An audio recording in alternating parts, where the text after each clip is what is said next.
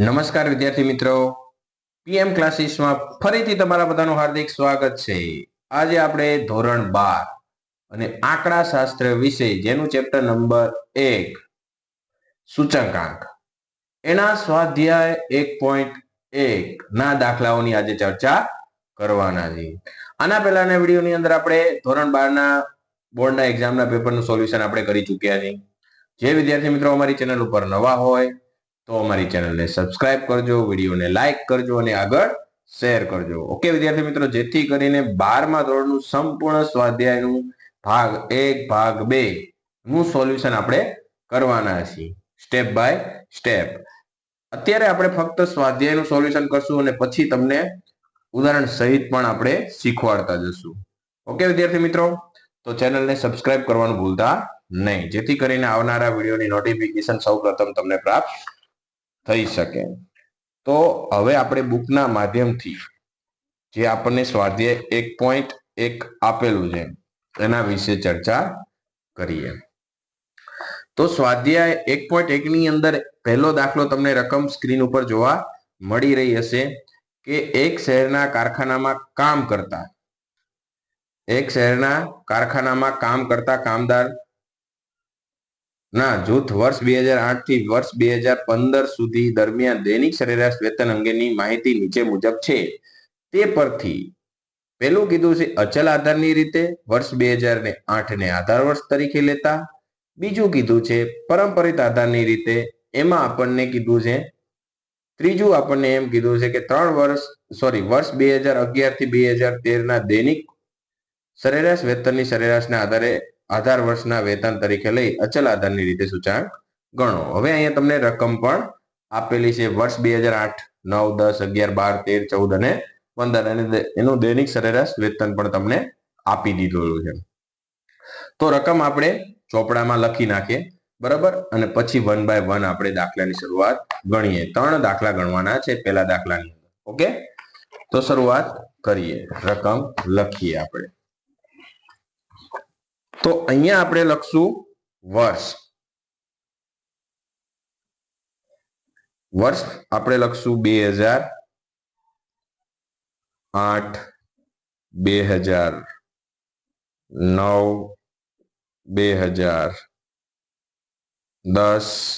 2011, 2012, 2012 પછી 2013, 2014 અને 2015 અહીંયા સુધી આપણને આપેલું છે. હવે એમાં બાજુમાં આપણને શું કીધું છે? દૈનિક સરેરાશ વેતન આપેલું છે. તો અહીંયા આપણે લખી નાખશું બાજુમાં વેતન. વેતન કેટલું આપેલું છે? 275, 284, 289, 293,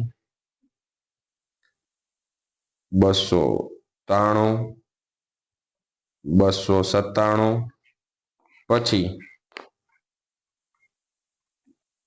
313, 328 અને છેલ્લે આપણને આપી દીધું છે 2015 માં 345. ઓકે, હવે આના ઉપરથી આપણે પહેલા અચલ આધારની રીતે દાખલો ગણશું.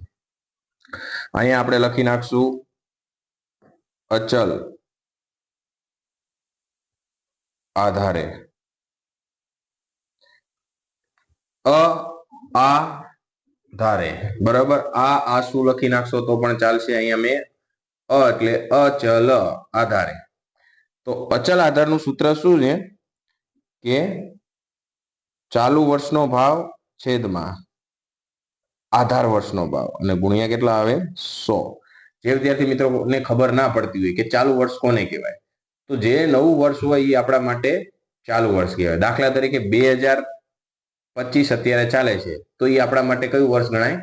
ચાલુ વર્ષ. હવે એનાથી કોઈ પણ જૂનું વર્ષ આપેલું 2020 આપેલું હોય, 2022 આપેલું હોય, એ આપણા માટે શું ગણાય? આધાર વર્ષ. તો અચલ આધારની રીતમાં કીધું હોય તો આધાર વર્ષ તરીકે આપણને કયું લેવાનું કીધું છે? 2008 ને લેવાનું કીધું છે. અચલ આધારની રીતે દાખલો ગણવાનું કીધું, એમાં આધાર વર્ષ તરીકે કેટલું લેવાનું કીધું છે? 2008. તો 2008 ની કિંમત બધાના છેદમાં લેતું જવાનું, કારણ કે આધાર વર્ષ એટલે P0 થાય, P1 એટલે શું થાય? ચાલુ વર્ષ. હવે તમે જે વર્ષની અંદર ગણતરી કરતા હોય એ તમારા માટે શું ગણાય? ચાલુ વર્ષ. તો આપણે 2008 ની અંદર ગણતરી કરીએ છીએ, તો ચાલુ વર્ષ પણ 200 નું વેતન પણ કેટલું થશે? 275. અને આધાર વર્ષનું પણ કેટલું થશે? 275. અને ગુણ્યા કેટલા કરશું આપણે? 100. તો કેટલું આવશે આપણને? સૂચાંક કેટલો મળશે? આના બરાબરનો જવાબ કેટલો મળશે આપણને? 100. કેમ 100 આવ્યું એ વિદ્યાર્થી મિત્રો તમને ખબર પડી? કેમ કે એને ચાલુ વર્ષનું આધાર વર્ષ મેં તમને પહેલા કીધું કે ચાલુ વર્ષ આપણે જે ગણતરી કરતા હોય આપણા માટે, તો જે વર્ષની અંદર ગણતરી કરતા હોય આપણા માટે શું ગણાય? ચાલુ વર્ષ. ને આધાર વર્ષ તરીકે કયું લેવાનું કીધું છે? 2008. તો 2008 નું ચાલુ વર્ષે 2008 થશે અને આધાર વર્ષ પણ શું થશે? 2008. એટલે કે 75 275 ના છેદમાં શું આવશે? 275 ગુણ્યા 100. એટલે કેટલો જવાબ આવશે? પહેલા વર્ષનો સૂચાંક કેટલો મળશે આપણને? 100. હવે આપણે બીજા વર્ષની ગણતરી કરીએ, તો હવે બીજા વર્ષની એમ જ ગણવાનું કે જે વર્ષની અંદર આપણે ગણતરી કરતા હોય એ આપણા માટે ચાલુ વર્ષ કહેવાય. તો 2009 એ આપણા માટે ચાલુ વર્ષ. તો 2009 284. હવે તમારે આધાર વર્ષ તરીકે કેટલા લેવાના? 275. 2000 બધાના છેદમાં હવે તમારે કેટલા લેતું જવાનું? 275. હવે તમારે કેલ્સીની મદદથી શું કરવાનું? અહીંયા 284 ભાગ્યા કેટલા કરશું આપણે? 275 ગુણ્યા કેટલા કરશું? 100. એટલે કેટલા મળશે આપણને? 103.27. તો આનો જવાબ મળશે આપણને 103.27. ઓકે વિદ્યાર્થી મિત્રો, સેમ વસ્તુ હવે આપણા માટે 2010 ચાલુ વર્ષ ગણાય, એટલા માટે તો અહીંયા તમે 289 ભાગ્યા કેટલા કરશો? 275 ગુણ્યા કેટલા કરશો? 100. તો 289 ભાગ્યા કેટલા કરશું આપણે? 275 ગુણ્યા કેટલા કરશું? 100. એટલે કેટલા મળશે? 105.09. તો અહીં લખી નાખવાનું 105.09. ઓકે. હવે 2011 માં તો 293. હવે હું ડાયરેક્ટ કરું છું, બરાબર? 293 ભાગ્યા કેટલા કરશું આપણે? 275 ગુણ્યા કેટલા કરશું આપણે? 100. હવે તમારી પાસે કેલ્સી છે, તમે ડાયરેક્ટ કરી શકો છો. તો અહીંયા 293 ભાગ્યા 275 ગુણ્યા 100 એટલે કેટલા આવશે જવાબ એનો? 106.55 લખી શકો અથવા તો 54. પછી 297 ભાગ્યા 275 ગુણ્યા કેટલા કરશું આપણે? 100. તો એનો જવાબ કેટલો આવશે? 297 ભાગ્યા 275 ગુણ્યા 100 એટલે કેટલા મળશે? 108. તો આનો જવાબ 108 આવશે. પછી 303 ભાગ્યા 275 ગુણ્યા કેટલા કરશો તમે? 100. તો 303 ભાગ્યા 275 ગુણ્યા 100 એટલે કેટલો જવાબ આવશે? 113.82. તો 113.82. પછી 328 ભાગ્યા કેટલા કરશું? 275. તો 328 ભાગ્યા 275 ગુણ્યા કેટલા કરવાના? 100. એટલે આનો જવાબ આપણને મળશે વિદ્યાર્થી મિત્રો 275 ગુણ્યા 100 એટલે કેટલા મળશે? તો 119.27. છેલ્લું 345 ભાગ્યા કેટલા કરવાના? 275. જેને ના ખબર પડતી હોય ને, તો અચલ આધારની રીતે કીધું હોય તો જે આધાર વર્ષનો ઉલ્લેખ કરેલો હોય ને, આપણને જે લેવાનું કીધું ને બધાના છેદમાં મૂકતું જવાનું, સરળ અને સિમ્પલ ભાષામાં. 245 ભાગ્યા 245 ભાગ્યા 275 ગુણ્યા કેટલા કરશું આપણે? 100. તો આનો જવાબ મળશે 125.45. તો અહીંયા આપણને અચલ આધારની રીતે જે કીધું હતું એ આપણે અહીંયા ગણી નાખ્યું છે, બરાબર? આ અચલ આધારની રીતે હતું. હવે આપણે બાજુમાં શું કરશું? પરંપરિત આધારની રીતે દાખલો ગણશું. એક લીટો કરી નાખશું એટલે જેથી કરીને તમને ખબર પડે. આધારની રીતે દાખલો ગણશું તો પ આધાર આ શું? પરંપરિત આધારે સૂચકાંક. તો એના બરાબરનું સૂત્ર શું આવશે? P1 ના છેદમાં P0 ગુણ્યા શું આવે? 100. એમાં પણ તમારે જે વર્ષની અંદર ગણતા હોય એ જ આપણા માટે શું ગણાય છે? ચાલુ વર્ષ. અને અહીંયા આધાર વર્ષ તરીકે અગાઉના વર્ષ તારીખને અગાઉનું જે વર્ષ હોય જૂનું, માની લો કે અત્યારે 2025 ચાલે છે તો 2025, તો આધાર વર્ષ કયું લેવાનું? 2024. તો આમાં આધાર વર્ષનો ઉલ્લેખ કરેલો હશે નહીં પરંપરિત આધારની રીતમાં. ઓકે, અચલ આધારની રીતમાં આધાર વર્ષનો ઉલ્લેખ કરેલો હશે, જ્યારે પરંપરિત આધારની રીતમાં આધાર વર્ષનો ઉલ્લેખ કરેલો હશે નહીં. કેમ કે આધાર વર્ષ પરંપરિત આધારની રીતમાં આધાર વર્ષને અગાઉના વર્ષ તરીકે જ લેવામાં આવે છે, એટલે કે ચાલુ વર્ષ જે હોય એના અગાઉના વર્ષ. તો આપણે 2025 ચાલે છે તો 2024 આપણા માટે શું કરાય? આધાર વર્ષ. તો હવે અહીંયા આપણે શરૂઆત કરીએ. તો પરંપરિત આધારની રીતમાં આધાર વર્ષ તરીકે અગાઉનું વર્ષ લેવાનું હોય તો એનો સૂચકાંક તમને આપેલો હોતો નથી, બરાબર? તો એની તમને ભાવ કે કંઈ આપેલું હોતું નથી. તો પરંપરિત આધારની રીતે તમે દાખલો ગણતા હોય તો પહેલા વર્ષનો સૂચકાંક કેટલો મૂકી દેવાનો? હંમેશા 100 મૂકી દેવાનો. જ્યારે તમે પણ પરંપરિત આધારની રીતે દાખલો ગણતા હોય, પરંપરિત આધારની રીતે એટલે એટલા માટે આપણે અહીંયા પ્રથમ વર્ષનો સૂચકાંક કેટલો મૂકી દઈશું? અહીંયા 100.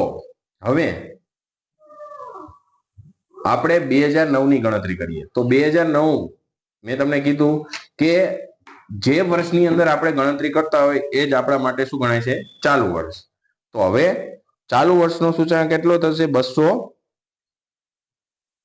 284 ભાગ્યા અગાઉના વર્ષનો કેટલો થશે? 275 ગુણ્યા 100 બરાબર આનો જવાબ કેટલો મળે આપણને? 103.27. હવે તમને એમ લાગશે કે આ બંનેનો સેમ જ જવાબ આવે છે. હવે ત્રીજા વર્ષની તમે જ્યારે ગણતરી કરશો ને ત્યારે એ બંનેનો જવાબ કેવો આવશે? અલગ આવશે. જોઈએ હવે જો 2010 ની આપણે ગણતરી કરીએ તો ચાલુ વર્ષનો સૂચકાંક કેટલો આપી દીધો છે? 289 અને આપણે અગાઉનો વર્ષનો કેટલો થશે? 284 ગુણ્યા કેટલા થશે?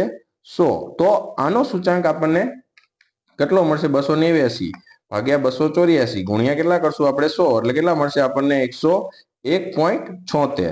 એટલે કે અહીંયા આપણે લખશું 101.76. ઓકે વિદ્યાર્થી મિત્રો, નો ખબર પડે તો નીચે કોમેન્ટની અંદર મને જણાવી શકો છો.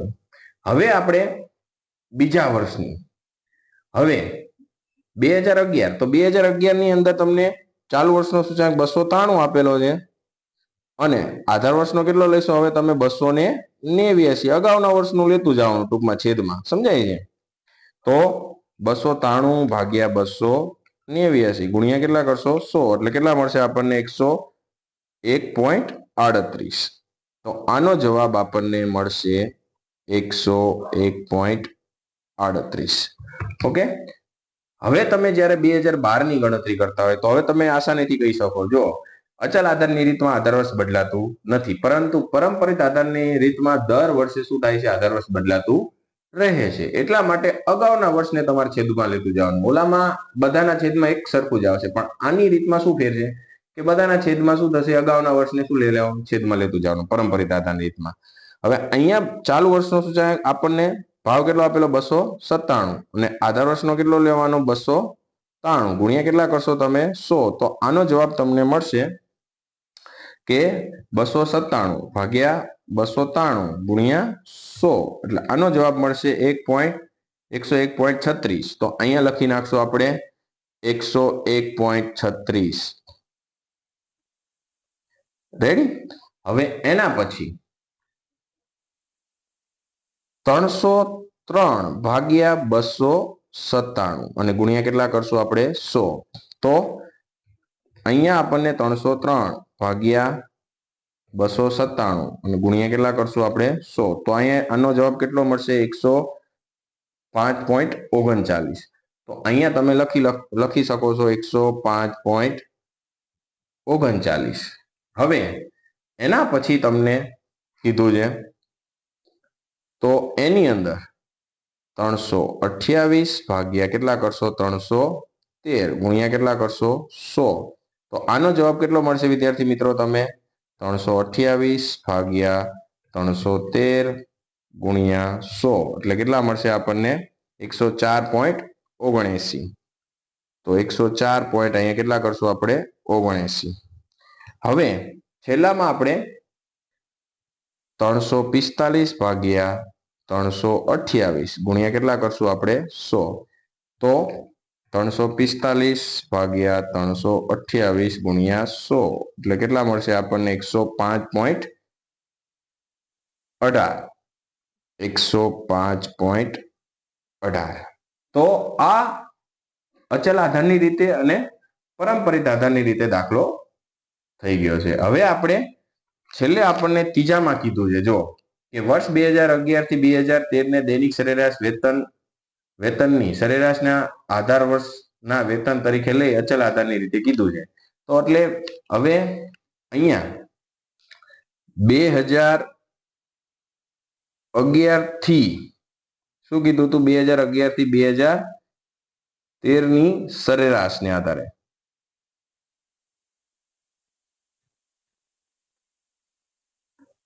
આધારે સૂચકાંક તો એના માટે તમારે સરેરાશ લેવી પડશે.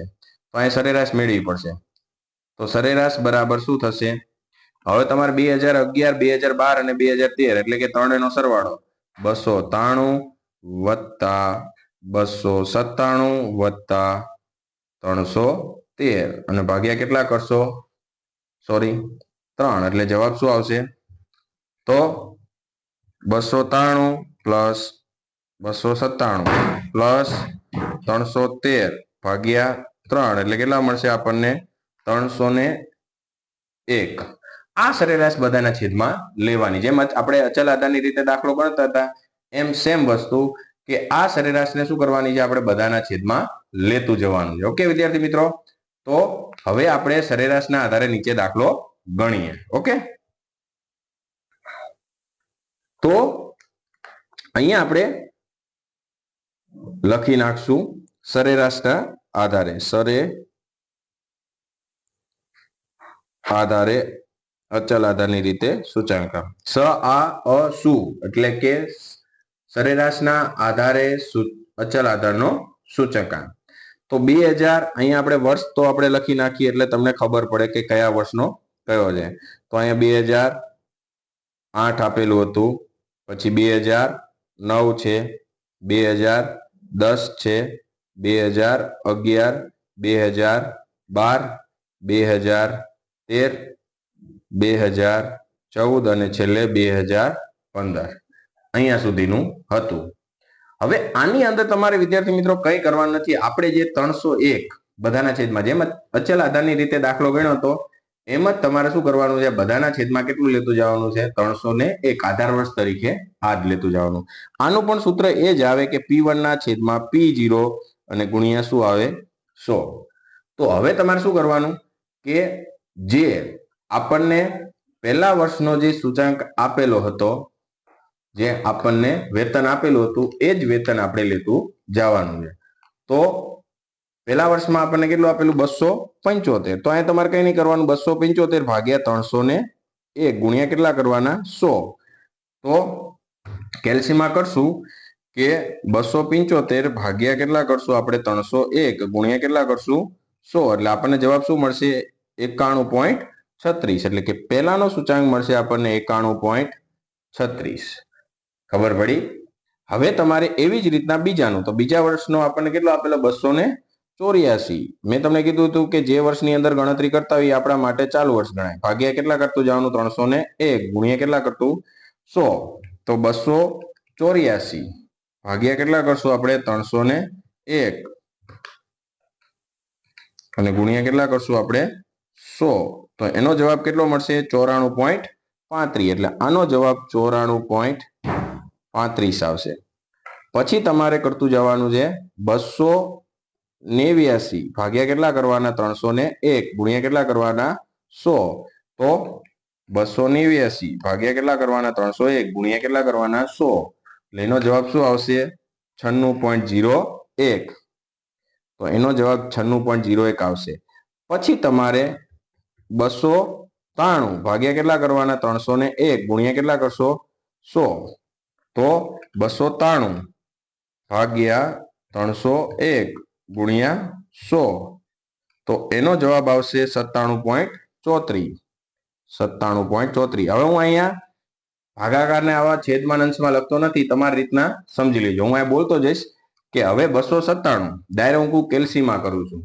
કેલ્સીમાં તમને દેખાશે કે 297 ભાગ્યા કેટલા કરશું 301 ગુણ્યા 100 તો આનો જવાબ શું મળશે 98.67 તો અહીં લખી નાખશું હું ડાયરેક્ટ 98.67 પછી તમને આપેલું છે 313 તો 2013 નો તો 313 ભાગ્યા 301 ગુણ્યા કેટલા કરવાના 100 એટલે કેટલો જવાબ મળશે 103.99 તો અહીં લખી નાખીશ 103.99 પછી 328 ભાગ્યા 301 ગુણ્યા 100 એટલે કેટલા આવશે 108.97 તો અહીંયા 108.97 જવાબ આવશે છેલ્લું 345 ભાગ્યા કેટલા કરવાના છે આપણે 301